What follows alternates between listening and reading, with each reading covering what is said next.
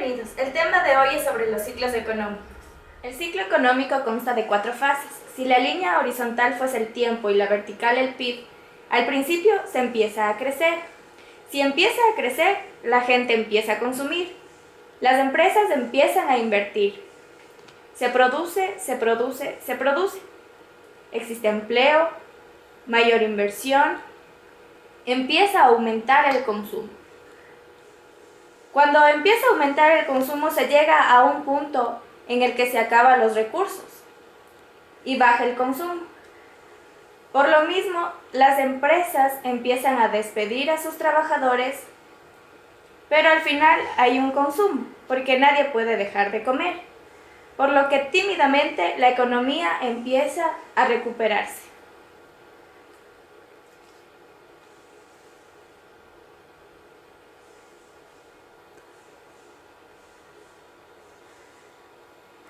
Estas fases son las siguientes. La primera es la recuperación. Cuando empieza el PIB a crecer se llama fase de crecimiento.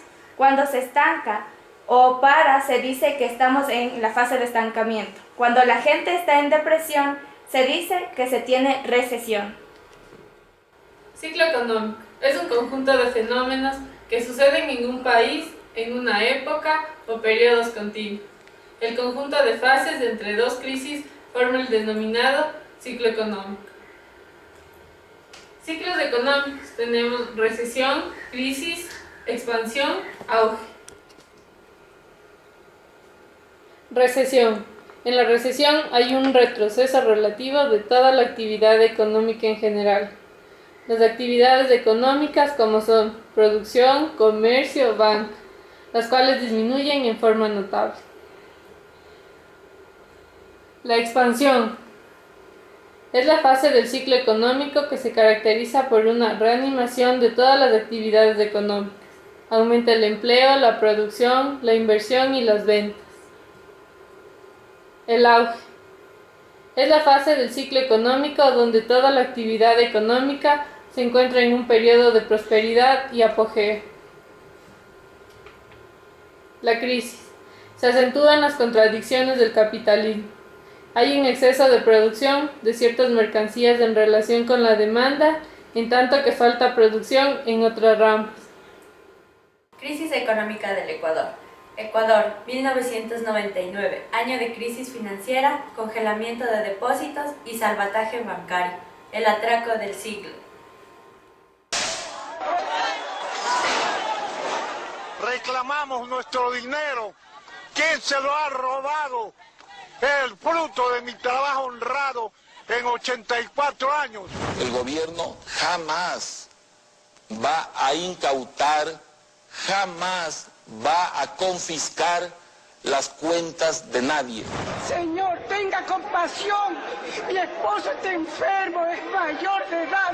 No vamos a tocar un centavo de nadie. En junio ya venía con la idea de que ya tenía reunido algo y ahora imagínense con todo lo que nos quitan y nos hacen perder. Pero tenemos la obligación de poner orden en el retiro de estos fondos. La historia comienza en 1995 en el régimen de Sixto Durán Ballén para bajar la inflación y frenar una crisis económica que se venía arrastrando desde años pasados. Se elevaron las tasas de interés con la idea de impulsar a los ahorristas e inversionistas extranjeros a depositar su dinero y que los bancos tuvieran suficiente para prestar y así reactivar la economía. Además, se liberalizó el sistema financiero, permitiendo la creación de varios bancos. Las tasas de interés para el ahorro llegaron a ser hasta del 270%. La política macroeconómica favorecía la especulación, por lo que era más rentable tener dinero en el banco que realizar actividades productivas. Pero todo el dinero que entró en el banco no fue bien utilizado. Muchos de los banqueros empezaron a prestarles a sus amigos y a sí mismos sin pedir suficientes garantías. Así los banqueros se convirtieron en agricultores, en mineros, camaroneros, gracias a los famosos créditos vinculados. Pero el primer campanazo viene con el Banco Continental, ya que tras su quiebra este banco fue intervenido por el Estado. Se siente un mal precedente, el Estado salva a los bancos mal administrados. Otros fenómenos solo empeoraron las cosas en los siguientes años. La guerra con el Perú, la crisis asiática, los bajos precios del petróleo y el fenómeno del Niño, debilitando aún más a un ya enfermo sistema financiero. Todos estos generaron la crisis bancaria. La gente comenzó a retirar masivamente su dinero, pero los bancos habían prestado de más. Así que en 1998 la crisis financiera se generaliza y con la excusa de pagar a los ahorristas y a los bancos quebrados se crea la AGD. En diciembre de ese año, 3 días después, el Filambanco es intervenido.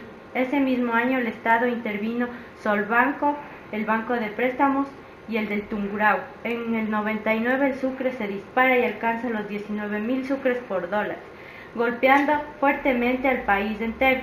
Para evitar el retiro masivo de los ahorros y frenar la devaluación, el gobierno impulsa un feriado bancario de 5 días y se congelan los depósitos de los ecuatorianos. Ese mismo año quiebra el Banco del Progreso, su presidente Fernando Azpiazu es apresado. También quiebran los bancos Filambanco, Finagro, de la SUAY, Occidente Banco Mex, la Previsora Popular y el Pacífico. El caos era total. Entró el nuevo milenio, el presidente Maguad le entrega a Gustavo Noboa un país dolarizado, dejando el tipo de cambio de 25.000 sucres por $1. Y pocos días después, el 21 de enero, Maguad es removido del poder por un golpe indígena militar. Mientras tanto, la AGD le devuelve el dinero congelado a la gente en papeles.